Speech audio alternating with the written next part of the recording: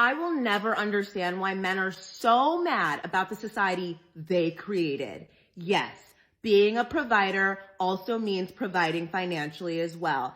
If my value exponentially drops the day I turn 30 based on your society, and I'm not compensated for the years I step away from work to be a mother, then better fucking believe you need to go to work and you need to pay these bills. For the record, misogyny hurts us all, but don't be mad. Don't be mad. This is what you wanted. When you meet a true provider, you don't even have to ask him to provide. He already knows. He enjoys it. You know, it's not something that you need to request. It's just something that he's going to do because he wants you and he wants to win you over. So if you ever are in a situation where you feel like you're having to ask a man to provide, it's because he doesn't, either he's not a true provider or he just doesn't actually want you. So I do want you ladies to keep that in mind.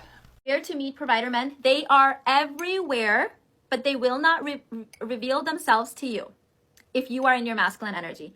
And in some countries, doesn't matter. She said in some countries, men expect you to pay 50-50. It doesn't matter what they expect. What do you want?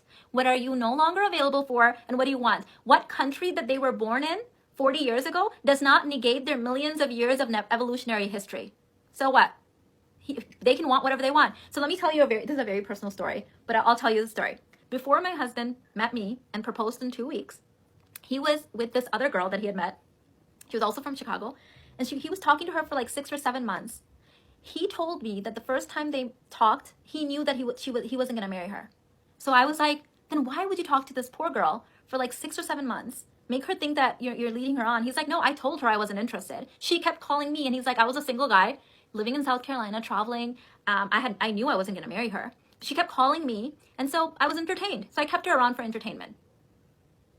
So same guy, different women. I wasn't going to have that. I wouldn't even pick up the phone half the time Irfan called, and I was engaged to him. I would say I'm busy. He was like, we're going to have you quit your job. Because they want you. When you're busy, they want you to be available, and they want to make your life easier so you're available for them. So stop all these excuses. You have to wake up to the fact that in the history of humankind, and in the history of before humankind, when we were just in the animal kingdom, right? The male species has always chased the female species. They're not going to suddenly stop. By the way, I asked him, what would you guys talk about when he called? I shouldn't have asked him that, but when she called. And he said she would call, and the reason that it was entertaining for me is because every time she called, she had a new fake scheme on why I had to immediately marry her to save her. And he said it was so funny. And I was like, what? And he's like, yeah, one time she said that she was getting drafted into the army or something, and she had just gotten the letter, and he had to immediately marry her so she didn't get taken away. Like weird stuff like that. And he said, I thought it was hilarious. Right? But think about it. I could have been just the same way, but I wasn't. Like I had woken up at that point that no, this is not going to work. I'm not available for that anymore. Here's the truth about provider men. I'm V, and I help women to build and grow their self-confidence while dating. So you've probably been seeing a ton of videos about what providers are and, you know, how men should provide financially for their women, and all that stuff. And I just want to touch on and kind of share what a true provider is, because a true provider is so much more than a man that provides for his woman financially. Like that can definitely be an aspect of a provider, but there's so many women out there that are very well taken care of for themselves financially. They don't need a man to take care of them financially. They're doing very well for themselves. And it doesn't mean that they can't have provider men as a partner. Basically, what a true provider wants is just to provide their women with anything that makes their life better, easier.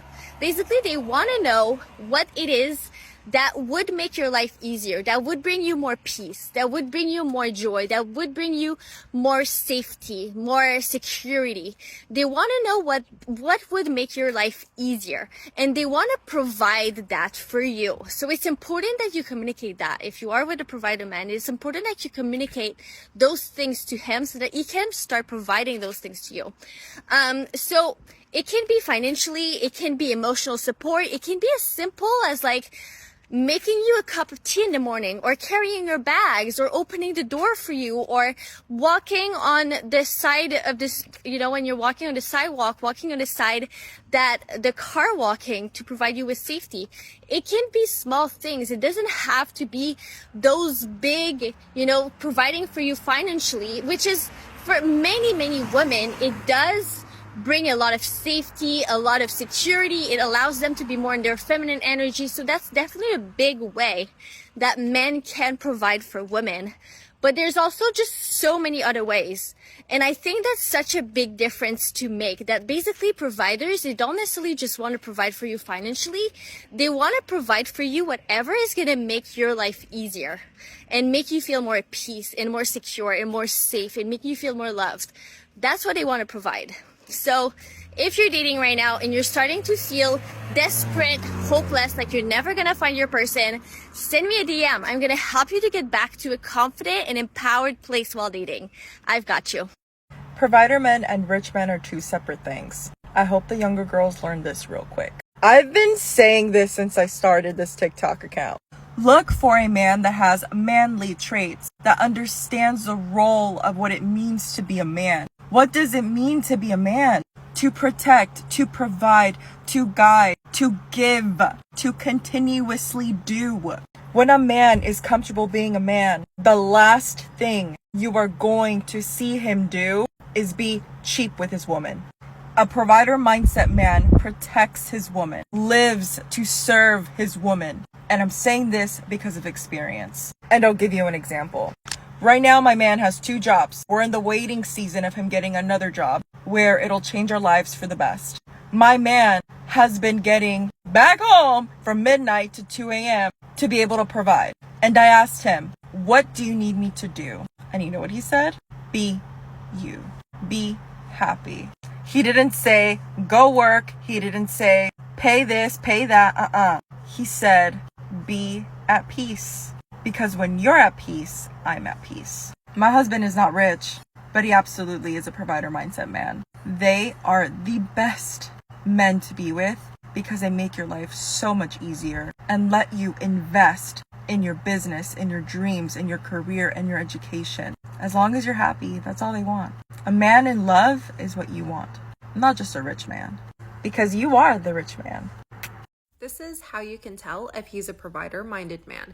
Well, he provides emotionally, physically, mentally, spiritually, and most of the time financially. If there is a need or a problem, he willingly wants to fill that need or solve that problem. But here are some clues. Number 1, acts of service is his top love language. I can confidently say this is all provider-minded men. He wants to take action and do things for you. He's very much in his masculine energy, the doing. Number 2, if you clearly express you need help with something and he takes action to make it happen. Examples: a ride to the doctor's office, building your new bookshelf, setting up your podcast equipment, getting you groceries. Number 3, he'll always find ways to give you gifts because he knows you need them. That's a practical gift. Or it'll make you happy. That's a pampering gift. With the practical gift, again, there is a need and he is fulfilling it. Number 4, he won't entertain the idea of you splitting the bill with him, and he might even get offended because he cares about taking care of you. And lastly, number 5, if he sees you struggling or stressed, he'll do something to help you. He won't ignore it. He won't say, sucks to be you. He won't say, such is life, life is hard. No, he will try his best to remove that stress or do something so that you are less stressed.